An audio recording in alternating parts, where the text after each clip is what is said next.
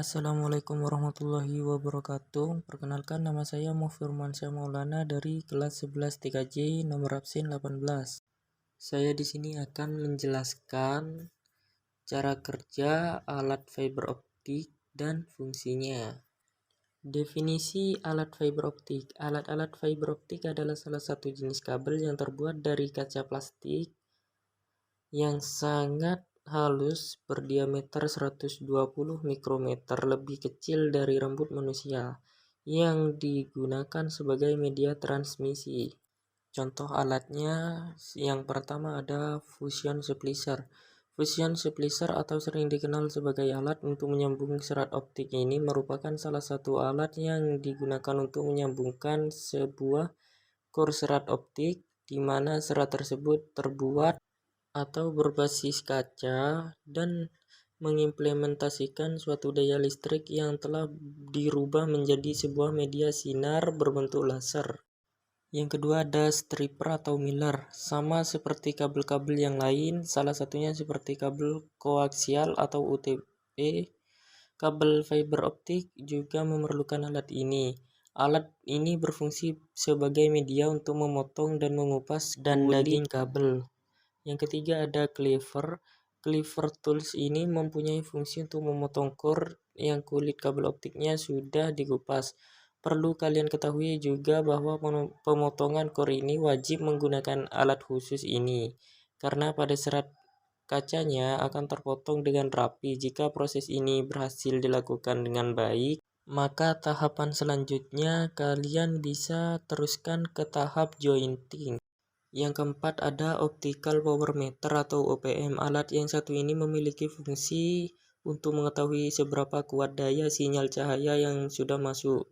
OPM ini juga mempunyai interface FC yang langsung berhubungan dengan part-core FC.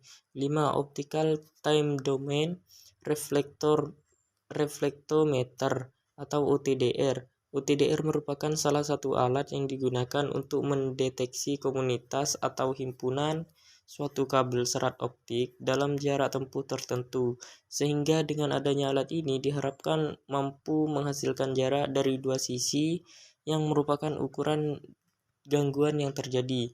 6. Light source.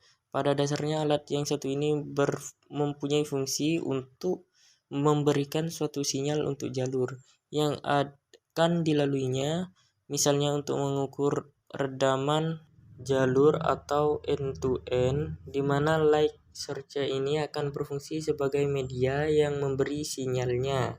Yang ketujuh ada optical fiber identifier. Alat yang satu ini memiliki fungsi untuk mengetahui arah sinyal dengan petunjuk arah dan besar daya yang dilaluinya. 8. Visual fault locator. Alat ini sering disebut juga laser fiber optik atau center fiber optik. Fungsinya untuk melakukan pengetesan pada core fiber optik. Laser akan mengikuti serat optik pada kabel fiber optik dari POP sampai ke user end-to-end. Bila core tidak bermasalah, laser akan sampai pada titik tujuan. Yang kesembilan ada bit error retest. Alat ini berfungsi sebagai mengecek koneksi jaringan TDM, time division multiplexing, yang mana jaringan TDM aplikasinya yaitu layanan clear channel yang sedang coba diuraikan penulis. Secara spesifiknya bertes untuk mengecek dan mengetahui TX atau RX yang error melalui pengiriman paket dan loop. Yang ke-10 ada fiber optic adapter. Fiber optic adapter merupakan suatu komponen yang digunakan untuk melakukan penyambungan atau menghubungkan kabel fiber optik satu dengan yang lain. Jika penyambungan dilakukan terhadap kabel fiber optik yang memiliki konektor berbeda, maka fiber optic adapter tersebut fiber optic adapter hybrid atau special adapter. Yang ke-11 ada splitter optik. Splitter merupakan komponen yang bersifat pasif dan dapat memisahkan daya optik dari suatu input serat kedua atau beberapa output serat. Splitter pada PON dikatakan pasif sebab optimasi tidak dilakukan terhadap daya yang digunakan terhadap pada pelanggan yang jaraknya berbeda dari node splitter, sehingga sifatnya idle dan cara kerjanya membagi daya optik sama rata. Yang ke-12 ada fiber node.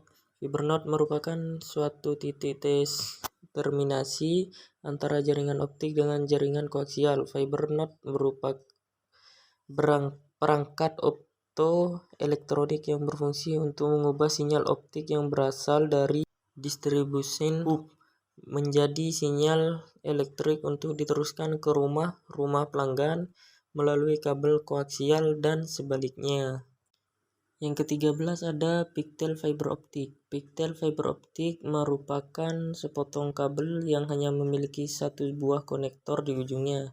Pigtail akan disambungkan dengan kabel fiber yang belum memiliki konektor. Yang ke-14 ada optical termination box atau OTB. Optical termination box berfungsi sebagai pendistribusian fiber optik seperti FDF yang menampung maksimum 72 core. Optical terminal box juga digunakan untuk menghubungkan kabel serat optik indoor maupun outdoor dan 4 core. OTB dapat dipasang di dinding maupun tiang. Yang ke-15 atau yang terakhir ada joint closure optik. Joint closure merupakan sebuah box atau tempat untuk menaruh hasil sambungan dari fiber optik. Sebagai contoh, jika ada kabel fiber optik putus karena terpotong atau terbakar, maka kabel tersebut disambung atau splitting dan hasil splittingan ditaruh di closure. Cukup sekian yang saya sampaikan, kurang lebihnya mohon maaf. Wassalamualaikum warahmatullahi wabarakatuh.